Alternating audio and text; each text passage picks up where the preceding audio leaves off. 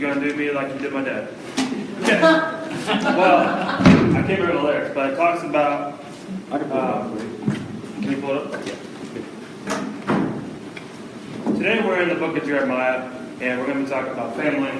That is our second one, our statement here. Family dedicated to a life-changing purpose. In verse 2 of the No Longer Slave song, it says, "From my mother's womb you have chosen me. Love has called my name. I have been born again into your family. Your blood flows through my veins." And then the chorus says, "I'm no longer a slave to fear, for I am a child of God." Jeremiah 1:5 says, "I knew you before I formed you in your mother's womb. Before you were born, I set you apart." John 3:16 says, "For this is how God loved the world, that he gave his only Son, so that everyone who believes in him will have everlasting life." 1 John chapter 3, verse 1 says, "See what kind of love the Father has given to us, that we should be called children of God, and so we are." In Jeremiah it says that we are born to be set apart.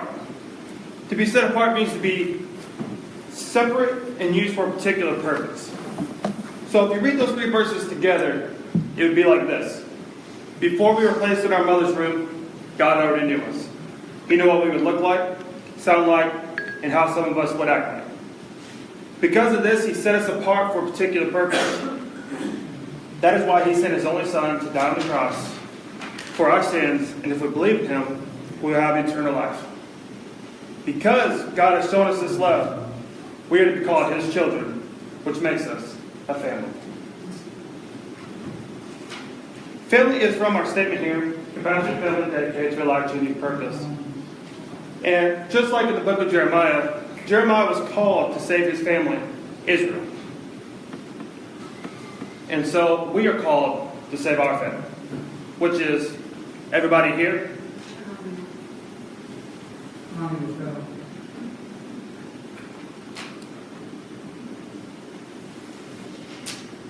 Testing. Okay. Do I need to repeat everything? Okay.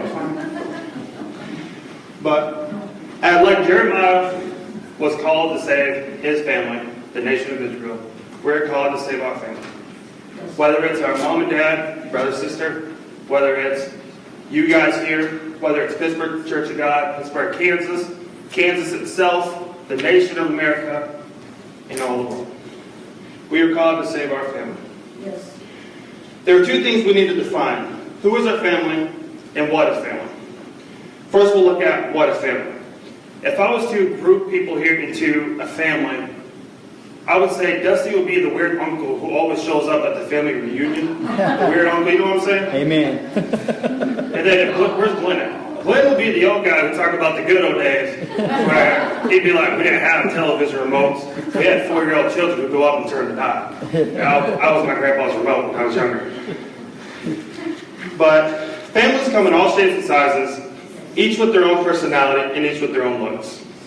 If you want an example, like my brother Mark and I. We're blood brothers, but we're total opposites. I'm tall, he's short. I'm a little round, he's not so round. You know, I like plain old pepperoni mushroom pizza. He puts pineapple on his pizza. Pineapple. Ugh. I like mayonnaise on my sandwiches. He likes a little sandwich with his mustard. I like action movies, and he loves to watch scary movies. I love math. He hates math. I'm a morning person, and he's get up 2 days later kind of guy. I like to listen to music where you can at least understand the people. He listens to music where it seems like they mumble, and there's a lot of bass thumping. You know. He has a mini-me, I have a dog. You know, we're brothers, but we're totally different. But we still call each other family. We don't love each other any less or any more. I also have 2 adopted siblings. You know, sometimes between all my brothers and sisters, the only thing we have in common is we call the same person dad and the same person mom. Sometimes that's all we have in common. But we're still family. Family is 4 things. Number 1, a family is compassionate. Compassionate means showing sympathy and concern for others. Compassion is to not only feel sorry for being able to relate, but when we relate, we build a connection. When we build a connection, we then have our person. If you don't get that reference, you're not my person. I'm talking about the show's Grey's Anatomy. My wife got me hooked. It is a good show. But in the show, it talks about these two doctors, Meredith Grey and Christina Gang, and they call each other their person. Man card. What? I said man card. I lost that 2 years ago. But the show is about interns becoming doctors who have become surgeons. In the show, Dr. Meredith Grey is what she calls dark and twisty. Dr. Christina Gang defines herself as dark and twisty as well. In the beginning of the first season, both Grey and Yang hated each other. Grey wanted to get more surgeries, and Yang battled to get them more surgeries. However, they both had a patient who they couldn't figure out, and they found compassion with each other, and they made each other my person.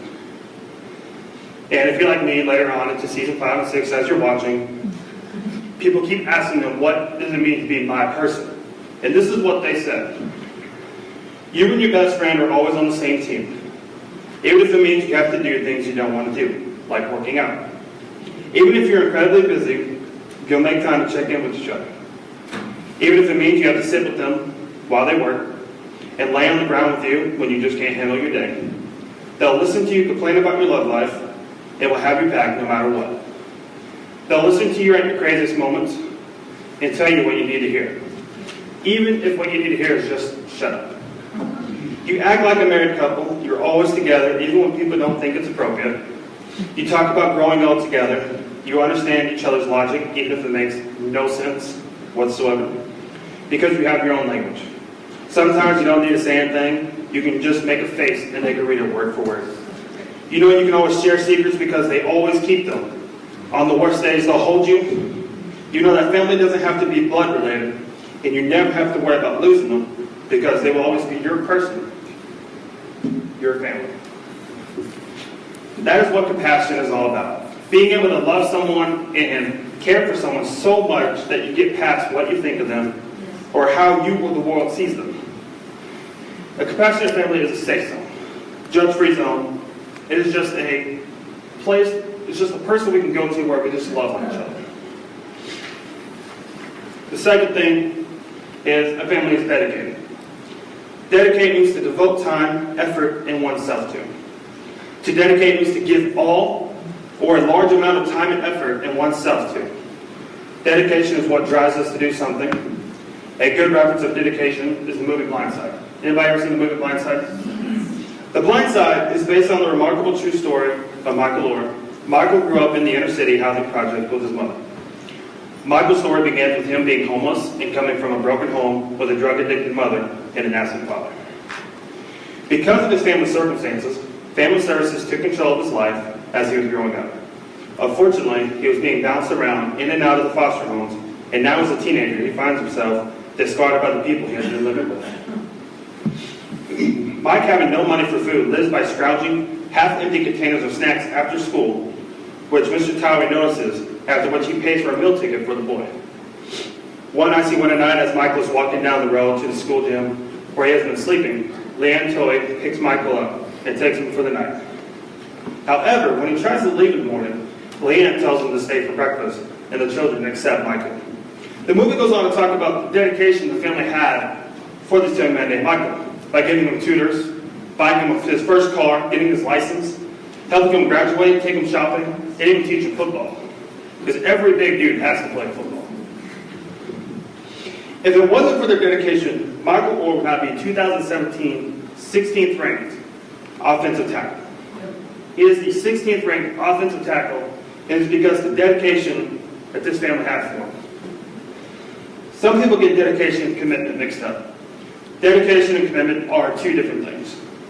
Commitment is the obligation to do something, and delegation is the support and loyalty to do something.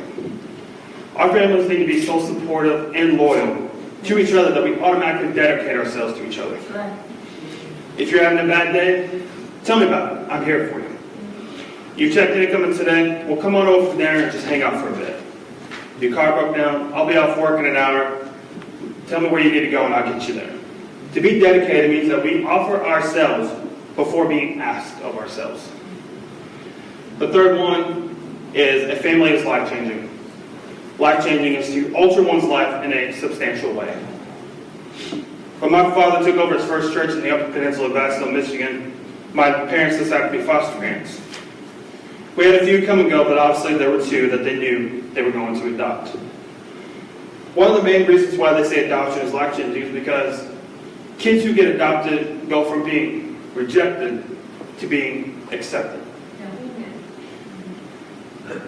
That's what this family is here for. That's right. According to society, according to social media, there's a lot of rejects out in this world. We need to accept them no matter what. That's what a family does. I may not like my brother all the time, but I have to accept him because he's my family.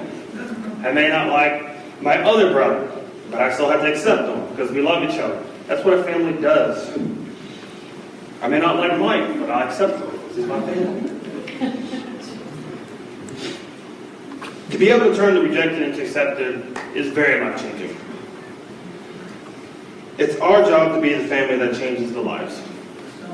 Like a pastor once told me that I heard on there, Rick Warren, he said, you may not change the whole world, but you can change that person's world.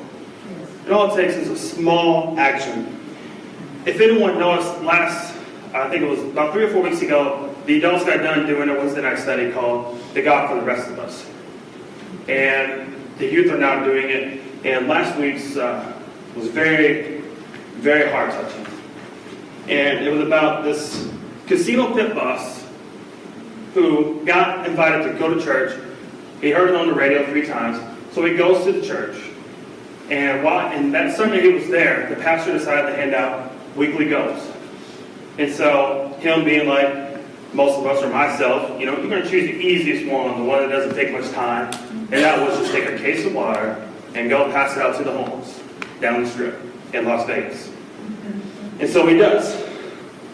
And later on in the episode, it talks about how it changed his life. He decided from that point on every week to pass out food and water. And later on in the episode, it shows this homeless man comes up to the pit boss just to say thank you, and talks about how if it wasn't for him, he wouldn't have any food or water. But this man showed compassion. This pit boss showed compassion to the homeless man, gave him a card, said, come to church. He didn't know if he was going to get there because they were about 7 miles away, and that's a long walk for a homeless man. But later on in the episode, you see the homeless man jogging, literally jogging up to the church, coming to the church, and that is where his life got changed. All because this pit boss did the smallest thing possible. It was buy a case of water, grab a water bottle, and hand it to him. That's all it took. I know myself included, we kind of get stuck in this thinking of, well, I'm not big enough. Or I'll never be able to do anything good enough to get people to come to church, or be able to do anything substantial because I'm broke, or I don't have enough free time, or I just don't know what to say. All this dude was giving him was water. A bottle of water. A case of water is like $6 at Walmart, or you can get the cheap kind that's like $4, but that water's nasty. But you can buy a case of water, and all you gotta do is give this dude a bottle of water, and that's what changed his life. It set up a chain reaction to get him to church. The next one, number 4, a family has a purpose. The purpose of a family is to first be a family, but second, lead each other down the right path. Israel needed a family to help them get to the right path, and God called upon Jeremiah to be that family. Jeremiah was just one man. Jeremiah 1:10 says, today I appoint you to stand up against nations and kingdoms. Some you must uproot and tear down, destroy and overthrow. Others you must build up and plant. This was one man who God called to try and help save the nation of Israel. Not just because that was God's chosen nation, but it was also Jeremiah's family. Chapters 1 through 24 in Jeremiah talks about Israel breaking the commandments, committing idolatry. Talks about Israel leaders being corrupt, unjust, taking advantage of those who are weaker than them. Does that sound like any other nation today? Jeremiah is giving them warnings on what is to come if they continue down the path they are going. Chapter 25 of Jeremiah tells us what happened during Israel's exile in 70 years of Babylon. But up to this point, we see that God called Jeremiah to save his family. His family did not listen and was put into exile.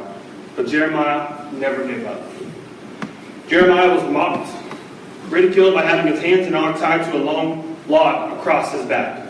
He was pretty much like this, still telling people to turn from their wicked ways. Yeah. Jeremiah was also kidnapped by Israel rebels and thrown to Egypt. Wow. The book never says he gave up. He continued to have compassion, he was dedicated, and he had life-changing purpose. Jeremiah never gave up on his family. And I ask you today to never give up on your family. Amen. Whether it's your uncle, your aunt, your brother, your sister, people here, people in Kansas. Never give up on your family. Jeremiah 52:31-34 says, "In the 37th year of the exile of King Jehoiachin of Judah, Evil-Merodach ascended to the Babylonian throne. He was kind to Jehoiachin and released him from the prison. He spoke kindly to Jehoiachin and gave him a higher place than all other exiled kings of Babylon. He supplied Jehoiachin with new clothes to replace his prison garb and allowed him to dine in the king's presence for the rest of his life. So the Babylonian king gave him a regular food allowance as long as he lived, and this continued until the day of his death." Now Jeremiah may have never specifically touched the life of this king, or the king that was in prison. But he never gave up on his family of Israel. And because of that small reaction, God calls a big reaction. And Jehoiachin, if you read in Matthew chapter 1, it says that after Jehoiachin was freed, and later became, chapter 1 of Matthew starts with this. Jehoiachin was the father of Shealtiel, who was the father of Zerubbabel, who had Abijah, who had Eliakim, who had Ezer, who had Sadok, who had Akim, who had Eliad, who had Eleazar, who had Mathan, who was the father of Jacob, who was the father of Joseph, who was the husband of Mary, and who was the mother of Jesus.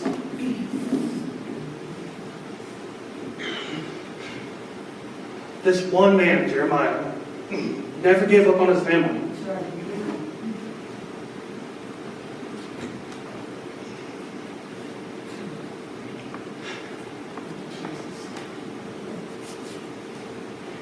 I don't know about you, but I've given up on some of my family. A lot of my family.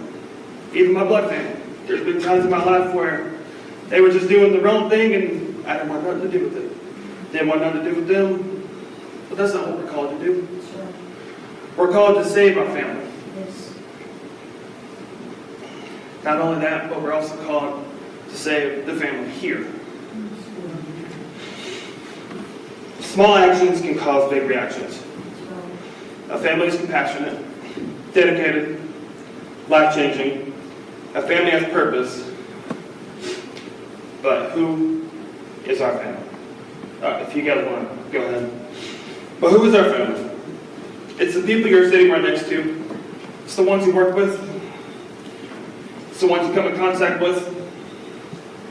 They're the ones with different occupations, like policemen, firemen, paramedics, doctors.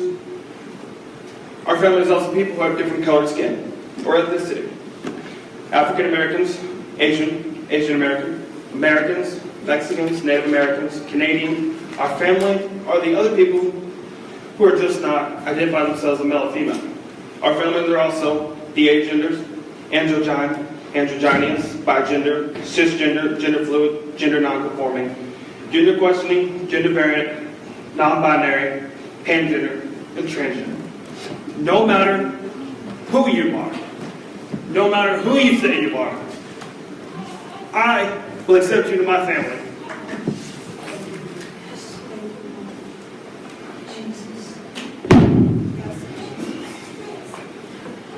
According to social media and the nation, there are a lot of research out there.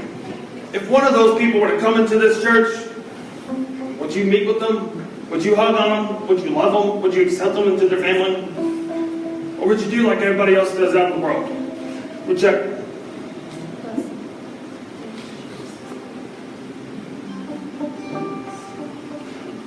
A family is to accept, no matter who you are, what you are, who you identify as, what you say you are, no matter what. A family is a family that accepts. A family is dedicated, life-changing, family has purpose, and family is compassionate. If the church isn't a family, what's a church? What's the church without being family? Church isn't just a place to come worship. Church is a place for people to get together, people to be a family. When one is down, the family helps pick them up. No matter what it is, no matter who it is, we need to get to the point to where this church accepts anybody that walks through those doors. That's what this is saying. No matter who you are, no matter what, we will accept you. Anybody watching this video, if you're rejected, my family will accept you. Or at least I will. Anybody else here with me? Amen.